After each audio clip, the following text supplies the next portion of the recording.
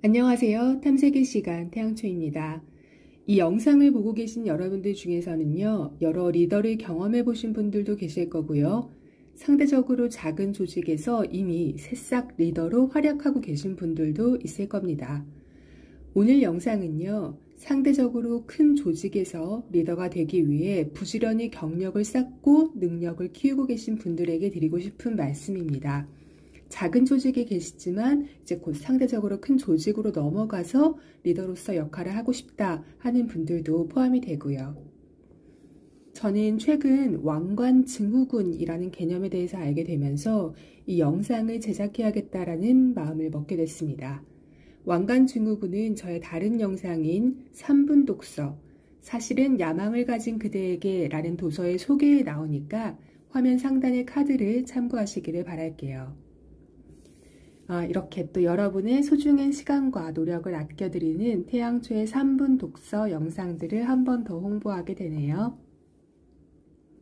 그 큰 조직에서 리더가 된다는 거는요, 단순히 본인이 열심히 한다고 해서 되는 게 아닌 것 같습니다. 그렇다고 소위 정치질만 해서 되는 것은 더더욱 아니고요. 그렇다면 리더가 되기 위한 필요 충분 조건은 무엇일까요? 저는 3가지를 꼽아봤어요. 첫 번째는요, 바로 실력입니다. 기본 중에 기본이죠. 좀 전에 제가 말씀드린 것과 같이 정치질로 샤바샤바 리더가 되거나 임원이 되거나 하는 사람들 주변에서 보셨을 겁니다. 물론 저도 그렇고 여러분도 그렇고요. 그런데 이렇게 사는 정치질을 통해서 어느 정도의 위치까지 오른 사람들은 종종 만나보셨지만 그들의 말로가 어떻던가요? 결국은 자신들이 욕심냈던 그 자리 때문에 본인의 실력이 가차없이 만천하에 드러나게 되면서 쓸쓸하게 떠나지 않던가요? 그런데 반대로 성격은 조금 그래. 일하는 스타일은 살짝 마음에 안 들어. 그런데 그 사람 있잖아. 실력 하나만은 누가 뭐라고 할 수 없을 정도로 대단하더라고. 일을 대하는 자세도 진지하고 얘기해보면 안 해본 것이 없어. 그 와중에 계속 공부를 해가지고 뭐 업데이트, 업그레이드를 매일같이 하는 사람이더라고. 이렇게 되면은요, 인정할 수밖에 없습니다. 왜냐하면 일단 회사라는 조직은 일을 위해서 모였고 그 일이 되게 하는 그런 실력이 바로 바탕이 되는 필수 조건이라서 그렇죠. 두 번째로는요, 나를 끌어주는 선배가 있어야 됩니다. 이건 사실은 야망이 있는 당신에게 라는 책에도 자세하게 나와 있는데요. 일단 리더나 또는 임원 자리를 위한 후보에 오르게 되면 다들 제가 좀 전에 말씀드렸던 그 첫 번째 실력이라는 조건은 큰 예외가 없는 이상은 다들 갖추신 겁니다. 그러면 이 사람을 결정적으로 임원으로 올릴까 말까 심사를 할 때 나를 제대로 밀어주는 그런 든든한 선배가 있어야 돼요. 나를 대신 홍보해 줄 사람이요. 최종 승인을 하는 분이 나를 직접적으로 잘 알고 있다면 가장 좋겠죠.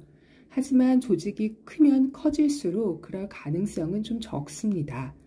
이때 최종 승인에 가까운 분들이 이미 임원으로서 역할을 잘 하고 계신 분들에게 아마도 물어보시게 되겠죠. 이 친구 어때요?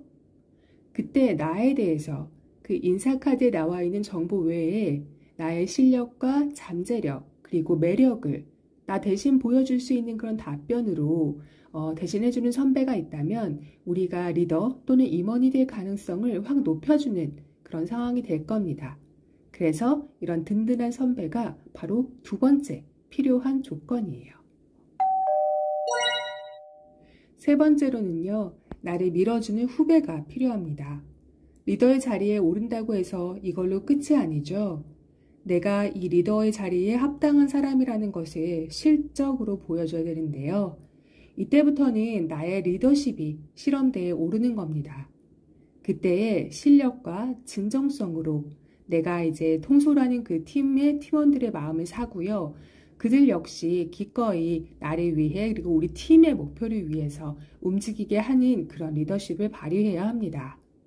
이때 이미 나를 밀어주는 그리고 신뢰해주는 후배가 있다면 이 팀원들과 동등한 입장에서 그 후배가 저를 대신하여 나의 강점과 장점 그리고 진정성에 대해서 자연스럽게 좋은 인상을 심어줄 수 있죠. 한번 생각해 보세요.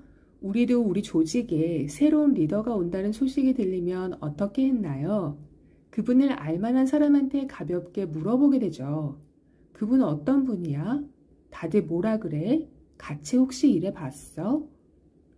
이때 솔직하게 내가 예전에 어떤 프로젝트 할 때 함께 일해봤는데 이러이러한 부분에 강점이 있으셔.